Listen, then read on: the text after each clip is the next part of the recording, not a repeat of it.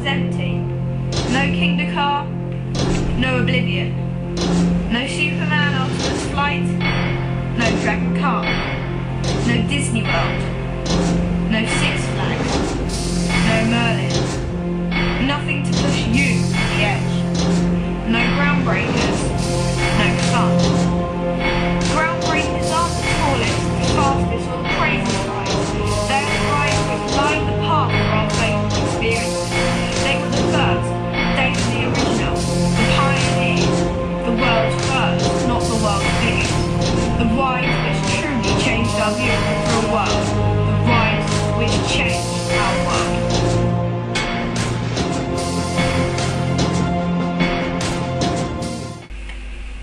The history of roller coasters can be traced back to Russia in the 18th century, where ice slides were a popular addition to amusement fairs. A sheer slope of ice was created with maybe some bumps at the end, and then a sound braking area. Passengers would sit in a small sled, which usually made up of ice and wood, and slid down the slope. The rides were fairly hard to control, so novice riders were offered free training sessions. It was a bit like tobogganing. A French entrepreneur tried to bring these rides to France, but with the warmer climate, the ice quickly melted. The solution was to replace the ice track with a waxed wooden slope, and the cars were given wheels. However, the ride was still extremely dangerous. The ride needed to be developed even further to ensure safety. Crude straight tracks were placed on the ride surface to prevent these collisions. The ride then developed further into 2 racing tracks, including bends and turns, the next move in coaster innovation. The first looping coaster also was built in France, in the first centrifugal looping coaster. It was called Centrifuge Railway. It was tested using flour, water and eggs, and worked like a traditional shuttle coaster, with the carriage dropping down into a loop, then up a slope, and then reversing backwards through the loop and back up to the platform.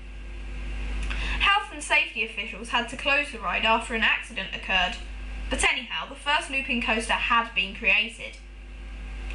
Our next stop is in America, where scenic railways were growing popular. They consisted of a wooden track and were designed purely for viewing gardens and towns. Riders walked up a set of stairs to a platform where the carriage was placed. They would sit on their outward-faced bench, and a slow, leisurely ride over small bumps and hills would begin, powered entirely by gravity. The ride would lose all momentum at another platform at ground level, and passengers would disembark, leaving a worker to pull the train back up to a platform further along the track. The carriage would then be rotated on the turntable to the start of the opposite ride, which was entirely identical but facing the other way.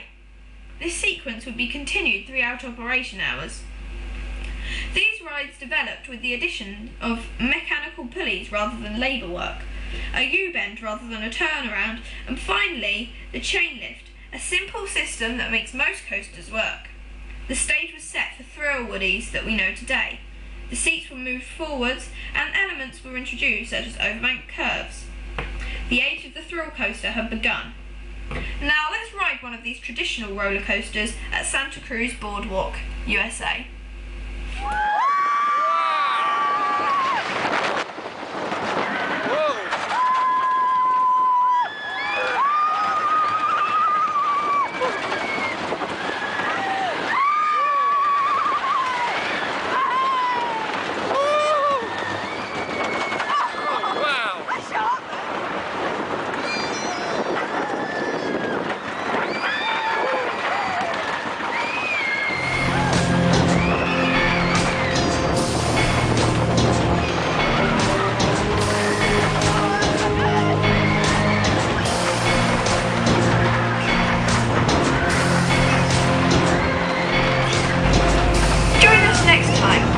When we embark on the discovery of the world's first steel tubular track design at Disneyland, California.